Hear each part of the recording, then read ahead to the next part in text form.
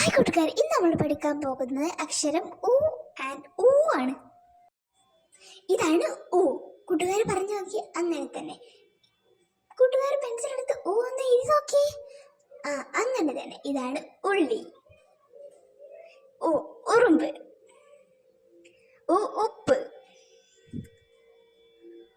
ഉരുളക്കിഴങ്ങ്. ഉലുവ. ഉണ്ണിയപ്പം. ഉത്സവം. ഉരുളി. ഉദയം. ഉഴുന്നുവട. ഉഴുന്ന്. ഇതാണ് ഉ. ഇതാണ് ഊ.